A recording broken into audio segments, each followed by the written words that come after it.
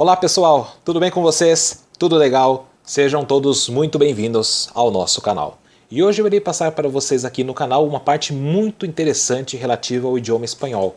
Vou passar aqui alguns pontos de vista e principalmente perigos existentes no idioma espanhol. Eu acredito que ter a opinião de que o idioma espanhol é um idioma fácil, é um idioma simples, é realmente uma opinião que, ao meu ver, traz problemas ao estudo e trará com certeza dificuldades para a pessoa que está estudando o idioma, caso pense desta maneira. Eu vou passar nesse vídeo aqui 4 aspectos bem simples sobre alguns perigos que o idioma espanhol contém e que com certeza deve ser dada extrema atenção no momento do estudo. Então, assista aqui que você irá notar os 4 pontos. Primeiro, o idioma espanhol não é igual ao português. O idioma espanhol tem a mesma raiz que o idioma português, ele tem a mesma origem. O idioma espanhol, português, francês, italiano e romeno. Então, 5 idiomas possuem a mesma raiz. Só que não são idiomas iguais. Se fossem idiomas iguais, seriam um. Todos seriam um. Então não precisaria haver 5 idiomas. Então, primeiramente, espanhol é outro idioma. Ou seja, se você fala somente português, deseja aprender espanhol, será bilíngue. Tá? Embora seja bem evidente esse primeiro ponto que eu passei, mas muitas pessoas encaram o espanhol como um português modificado. Então, infelizmente, nós devemos evitar esse pensamento caso nós venhamos a desejar ter uma pronúncia excelente no idioma espanhol. Segundo ponto, todos esses idiomas que vêm do latim, eles possuem um sistema verbal muito complexo, ou seja, a conjugação de verbo ela é bem complexa, tendo divisões no presente, no passado e no futuro, e principalmente divisões entre os pronomes. Eu, você, nós, vós, eles.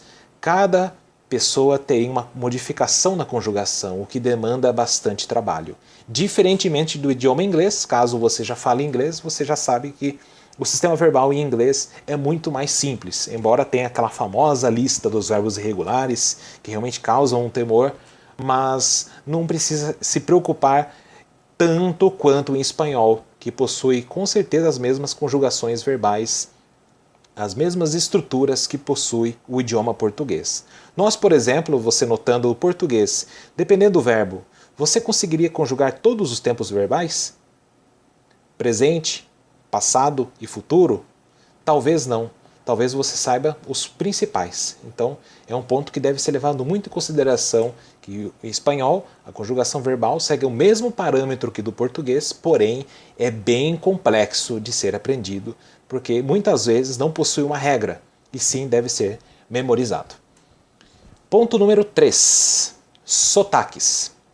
O idioma espanhol, por exemplo, tem sotaque diferente na Argentina, Uruguai um sotaque, Chile, pequena diferença, outro sotaque, Bolívia, outro sotaque, México, praticamente outro sotaque, Colômbia, Espanha, Guiné Equatorial.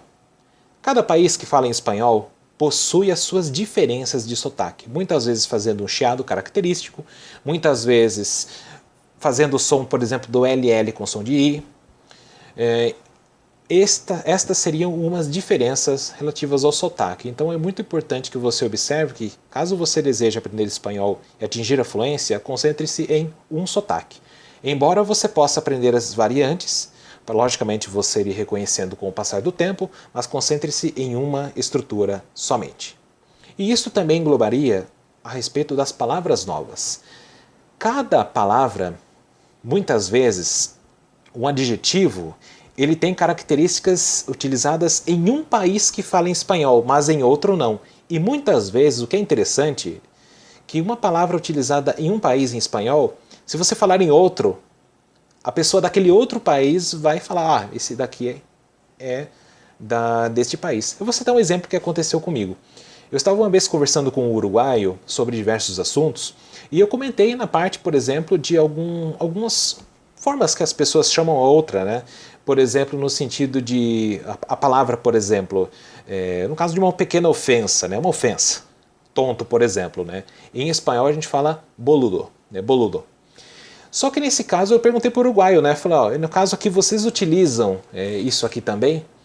Não, não, isso daí já é coisa de argentino, né? Ele falou assim, é proveniente da Argentina. Então, no Uruguai para a Argentina, por exemplo, que são países vizinhos, você nota que dependendo o adjetivo ou dependendo do substantivo que é utilizado, serve naquele país.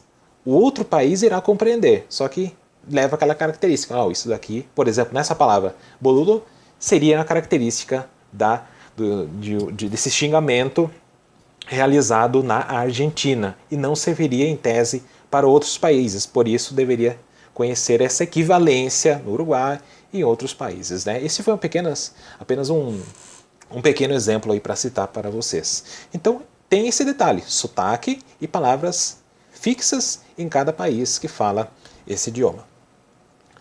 E o último ponto número 4, que eu acredito ser um dos principais, por isso eu deixei aqui no final, são os falsos cognatos. Ou seja, palavras que possuem a mesma escrita no Brasil, por exemplo, e na Argentina. Vamos pegar Brasil e Argentina. A mesma escrita no Brasil e na Argentina, só que quando você vai fazer a tradução é um significado totalmente diferente um do outro. Este é um grande perigo, pois um grande erro que as pessoas cometem quando estudam espanhol é acharem que essa palavra é isso mesmo, né? Deve ser isso daqui e eu vou falar para o estrangeiro dessa forma. Nunca faça isso, ok? É uma coisa que realmente você tem que ter extremo cuidado, é colocar vocabulário novo na mente. Se você tem 99% de certeza que aquela palavra significa aquilo, vá no dicionário, busque para ter 100% de certeza. Nunca chute. Isso daqui em português é isso daqui em espanhol, com certeza. Não, não. Se faça a verificação e tenha certeza absoluta.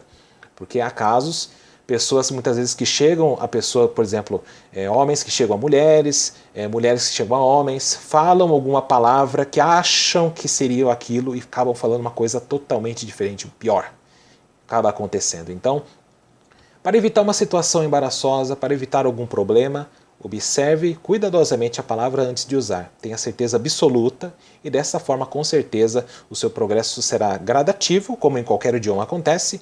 Não existe milagre, de uma hora para outra você aprende, tem esforço, exige uma dedicação, mas com certeza no caso deste vídeo do idioma espanhol, você terá uma consistência maior para aprender, observando esses 4 pontos que eu citei. O idioma espanhol não é igual ao português, o sistema verbal do idioma espanhol é complexo, há sotaques diferentes em cada região, em cada país, e também os falsos cognatos. Ok? Então, com essa dica, espero que você tenha gostado. Caso gostou, não esquece de deixar o like no final do vídeo, compartilhe e caso também não seja inscrito, está convidado a se inscrever no canal, que dessa forma, assim que eu mandar novos vídeos, você será notificado imediatamente e já poderá tirar proveito das informações. Então, sem mais, muito obrigado e até o próximo vídeo aqui no canal.